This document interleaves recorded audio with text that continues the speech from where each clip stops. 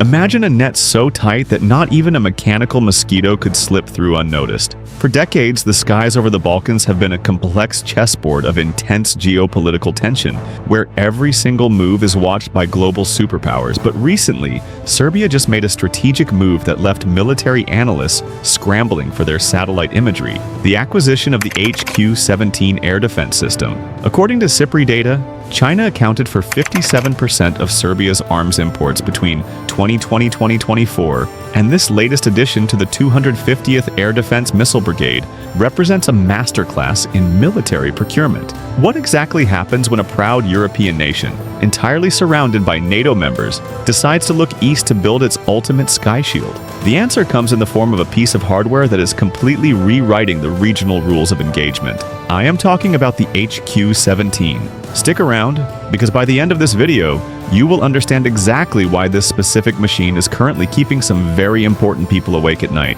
and how it perfectly fits into a much larger, deadlier puzzle. Let us dive right into the general vision of the HQ-17 and what makes it such a formidable beast on the modern battlefield. The HQ-17 is a highly advanced short-range surface-to-air missile system designed with one primary goal: to protect frontline troops and critical national infrastructure from a massive variety of airborne threats. We are talking about intercepting everything from fast attack helicopters and low-flying jets to precision-guided munitions and loitering drones. Picture a massive, heavily armored beast rolling down the highway, carrying its own independent radar and a deadly payload of missiles. The standard tracked version weighs in at roughly 32,000 kilograms and stretches about 8 meters long, making it a highly mobile fortress. But what makes it truly terrifying for any unauthorized intruder is its electronic brain. The system is equipped with an active electronically scanned array radar that can track up to 48 targets simultaneously, while the vehicle is actively moving at speeds of up to 25 kilometers per hour. Once a solid threat is identified, it takes only mere seconds to launch a missile that travels at over 3 times the speed of sound. Serbia actually acquired the export version, specifically known as the HQ-17AE. Unlike the older tracked variants, this one comes mounted on a massive 6x6 wheeled chassis. This gives the Serbian Armed Forces insane mobility on modern asphalt highways and rough terrain alike. This system operates effectively at ranges up to 15 kilometers and can violently hit targets flying as high as 10 kilometers in the air. It is practically a mobile dome of denial, politely telling enemy aircraft that they are definitely in the wrong neighborhood. Before we uncover how Serbia secretly managed to integrate this eastern beast into their existing defense network, I have a quick favor to ask. If you are watching from your phone, leave hype points to the video in the comments below to let the algorithm know we are talking about some serious hardware today. It really helps the channel grow and pushes this military analysis to more people like you. So, where did the HQ-17 actually come from, and why did Serbia want it so badly? To understand this, we have to take a quick trip back to the late 1990s. Back then, China purchased the Tor M1 system directly from Russia. It was a fantastic piece of engineering at the time, but Chinese military engineers looked at it and decided they could make it significantly better. They reverse-engineered the Tor M1, massively upgraded the internal electronics, slapped on a state-of-the-art modern radar, and gave birth to the HQ-17. For Serbia, the journey to acquiring this specific system is a masterclass in modern geopolitical maneuvering. Following the NATO bombing campaign of 1999, the same conflict where Yugoslavia famously shot down an F-117 Nighthawk stealth fighter using an S-300 system, the Serbian military command realized that a robust, multi-layered air defense was not just a luxury, it was a matter of absolute national survival. Fast forward to recent years, and Belgrade has been on a highly calculated shopping spree, carefully balancing military purchases between the East and the West. Under President Aleksandar Vucic's leadership, Serbia has pursued this military neutrality strategy while desperately needing something highly capable to fill the dangerous gap between their short-range man-portable infantry systems and their massive long-range heavy hitters like the Chinese FK-3. The HQ-17 was the absolutely perfect puzzle piece to fill that void. It arrived in the country quietly, under the radar without much global fanfare, but its operational presence with the 250th Air Defense Missile Brigade screams volumes about Serbia asserting its strict military neutrality and independence in a highly polarized world. Let us pop the hood and look at the actual statistics and variants that make the HQ-17 tick. We are talking about some seriously impressive numbers that would make any defense contractor jealous. As I mentioned, the standard Chinese military version is a tracked beast, but Serbia specifically requested the HQ-17AE, the wheeled export variant.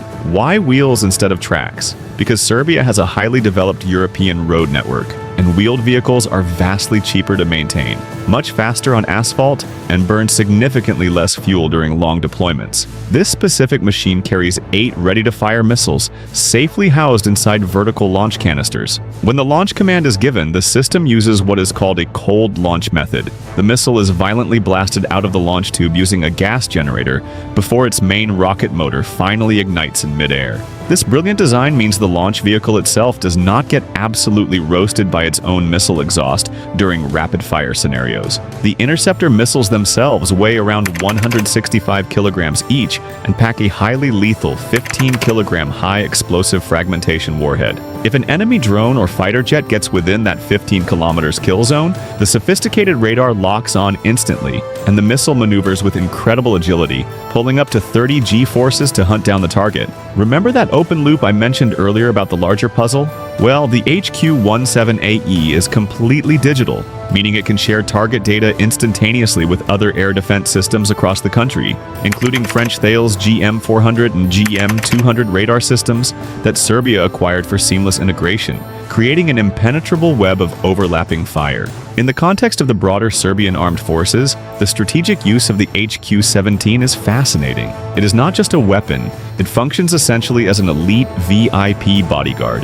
Imagine you have incredibly expensive, high-value military assets like the FK-3 long-range air defense system or critical underground air bases. These massive installations are prime targets for enemy kamikaze drones, low-flying cruise missiles, or stealthy attack jets. The HQ-17 is deployed right alongside these heavy assets to act as an aggressive point defense shield. If an enemy commander tries to creatively overwhelm the massive long-range radars with a cheap swarm of 100 commercial drones, the HQ-17 steps up to the plate and aggressively swats them out of the sky, gracefully saving the incredibly expensive long-range interceptors for the real, high-value threats. Furthermore, its extreme wheeled mobility means it can escort massive armored columns actively on the move. Imagine a heavy convoy of Serbian battle tanks advancing through a valley. The HQ-17 rolls right alongside them, actively scanning the skies with its radar continuously spinning, ready to instantly shoot down anything that even looks at the troops on the ground the wrong way. This specific capability completely changes the tactical calculus for any potential adversary thinking about launching a quick, sneaky airstrike. It gives Serbian generals the absolute confidence to move their mechanized forces freely, knowing they have a dedicated, lethal umbrella protecting them at all times. By the way, if you are enjoying this deep dive into the geopolitical strategy of Serbia, make sure to smash that subscribe button and leave a like right now. It costs you exactly $0, but it means the absolute world to this channel and ensures you never miss out on our weekly military breakdowns. Looking ahead, the innovations and future developments for the HQ-17 and the broader short-range air defense network in Serbia are looking like something pulled straight out of a science fiction movie. We are rapidly moving into a strange new era of warfare where the absolute biggest threats are no longer multi-million-dollar stealth fighter jets, but terrifying swarms of incredibly cheap 3D printed drones. To actively counter this evolving threat, future iterations and software updates for the HQ-17 are heavily expected to integrate even more advanced artificial intelligence, potentially including upgrades from China's next-generation HQ-29 ballistic missile defense system. Just imagine the central computer autonomously prioritizing dozens of incoming targets in mere milliseconds, instantly deciding which ones to shoot down with expensive missiles and which ones to engage with a secondary, cheaper system. There are also intense industry rumors about eventually integrating directed energy weapons, essentially high-powered tactical lasers, onto these mobile platforms to literally burn enemy drones out of the sky for just a few cents per shot. For Serbia, the continuous, seamless integration of these advanced Eastern systems with their existing Western hardware and their own domestic projects, like the formidable HQ-16, creates a highly resilient, jam-proof network. Speaking of the HQ-16, this domestic Serbian system combines Bofor's 40mm L-70 anti-aircraft guns with Mistral 3 surface-to-air missiles mounted on FAP-6x6 chassis, representing Serbia's growing indigenous defense production capabilities. If one radar gets electronically blinded by an enemy jamming aircraft, another radar operating on a completely different frequency band instantly takes over the tracking. This modular, plug-and-play future means Serbia will not just be defending its sovereign airspace, it will be absolutely dominating it. Interestingly, this Eastern procurement strategy hasn't stopped Serbia from also ordering 12 Dassault Rafale F-4 fighter jets in a €2.7 billion deal, with delivery scheduled for 2028, further demonstrating Belgrade's commitment to maintaining military neutrality through diversified sourcing. Now, to truly understand the complete picture of Serbian air defense, we cannot look at the ground-based HQ-17 in total isolation. An air defense network is exactly like a complex biological ecosystem. While the HQ-17 acts as the aggressive watchdog, firmly planted on the ground, it strictly relies on working in perfect tandem with the hunters high up in the sky. For Serbia, the ultimate hunter has historically been the absolutely legendary MiG-29 fighter jet. Let us summarize the main positive points of the MiG-29 to see why it still holds such a vital, respected place in this modern matrix. First and foremost, the sheer aerodynamic performance of the MiG-29 is nothing short of breathtaking. It boasts an absolutely incredible thrust-to-weight ratio, meaning it can literally accelerate straight up into the sky like a ballistic rocket. In a sudden scramble situation where every single second counts to intercept an incoming border threat, the MiG-29 can get off the runway and reach high intercept altitudes faster than almost anything else operating in the region. Furthermore, its raw maneuverability in close-quarters dogfights is the stuff of absolute legend. Thanks to its brilliant aerodynamic design, it can seamlessly perform aggressive maneuvers that would